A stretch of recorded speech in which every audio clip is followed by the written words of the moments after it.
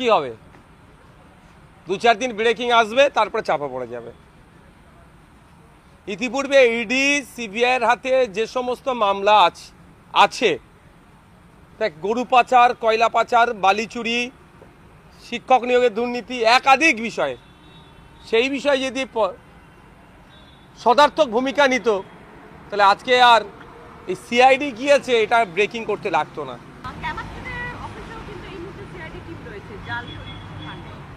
যা সরাবার অলরেডি সরিয়ে নিয়েছে, যেগুলো আটাবার হাঁটিয়ে নিয়েছে, এখন সিআইডি গিয়েও ফাঁকা ময়দান পাবে, ফাঁকা অফিস পাবে, এর থেকে কিছু পাবে না। এবং তৃণমূল কংগ্রেস যে পাপটা করেছে, সে পাপের ভাগিদারি তাদেরকে এখন হতে হবে, পাপের অভিশাপটা পড়ছে। কারণ পঞ্চায়েতের কথা যদি আমি বলি, সামান্য একটা পঞ্চায়েতের সদস্য বিরোধী হওয়ার জন্য তাকে কাজ না দেওয়া, তারপরে প্রেশার ক্রিয়েট করা, তাকে অফার করা, তখনও যখন সে শুনছে না তাকে মিথ্যা মামলা দিয়ে তাকে তৃণমূলে জয়েন করা, এই ধরনের ঘটনা ঘটেছে। সিলদার সে কাউন্সিলরটা তাকে লাস্টটা খুন পর্যন্ত করে দিল, কারণ তাকে শাসকে আসতে হবে, তৃণমূলে জয়েন করতে হবে, ঝালদার। তো আজকে সেই দিন দেখতে হচ্ছে তৃণমূলকে তাদের সুপ্রিমোর নির্দেশ তারা মানছে না, মানে কি পাপ করেছিল, এখন সেটা ফল ভুগতে হচ্ছে। তবে যারা ছেড়ে যাচ্ছেন সাধারণ মানুষ কিন্তু আপনাদেরকে ক্ষমা করবে না।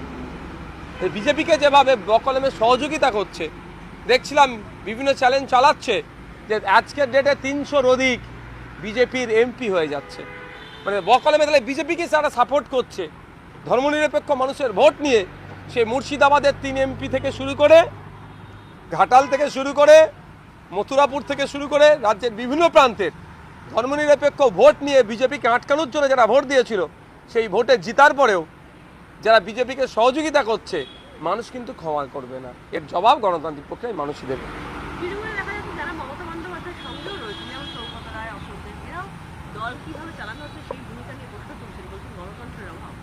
এতদিন পরে তারা অনেক সিনিয়র মোস্ট, অশোকবাবু আমাদের অ্যাসেম্বলির গত সেশন, মানে গত বিধানসভা থেকে আমি ওনাকে, আমার সাথে দেখা হলে আমি স্যার কেমন আছেন, উনিও কেমন আছো, মানে যথেষ্ট সেই জায়গা থেকেও দাঁড়িয়ে বলছি, এত ওনার সিনিয়র মোস্ট পলিটিশিয়ান।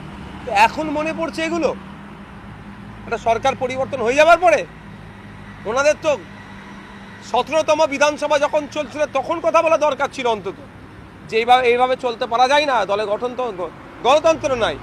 যেই সরকারের বিপর্যয় হয়েছে সব অভিষেকবাবু মমতা ব্যানার্জির দোষ হয়ে গেছে বলে এড়িয়ে গেলে হয় না। আপনারা চুপ ছিলেন, আপনাদেরকেও তাহলে দোষ আপনাদের গাড়েও বর্তায়।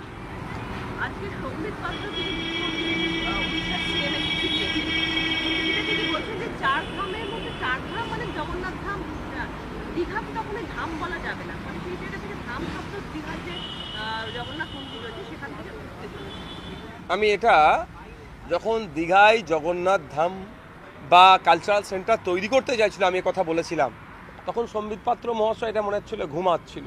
আমি বলেছিলাম প্রত্যেকটা ধর্মস্থানের আলাদা আলাদা গুরুত্ব আছে, সেই গুরুত্বটা কোনোভাবে নষ্ট করা যায় না।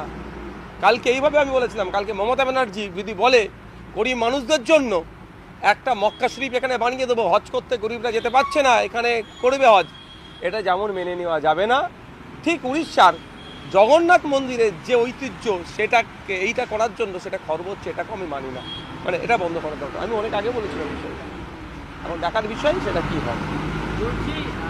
বিজেপি সাংসদ জ্যোতির্ময় সিং মাহাতো তিনি বলছেন যে মাদ্রাসায় মোল্লা তৈরি হয়, মাদ্রাসা রাখা যাবে না, মাদ্রাসা বন্ধ করে। ওটা মাদ্রাসা সম্পর্কে জ্ঞান নাই।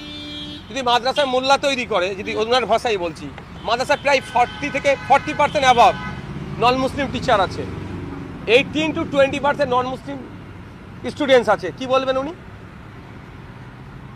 ভেসে থাকতে হবে খবরে, জ্যোতির্ময় সিং মাহাতো সাহেবকে ভেসে থাকতে হবে খবরে, এই জন্য অবাঞ্ছিত কথা বলছে।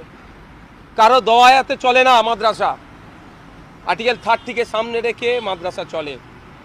সুতরাং আমি অনুরোধ করব, এই মাদ্রাসা সম্পর্কে বাজে মন্তব্য করার আগে আপনারা 2-4বার ভাববেন, ইতিহাস দেখবেন, ঠাকুর বাড়ির ইতিহাস।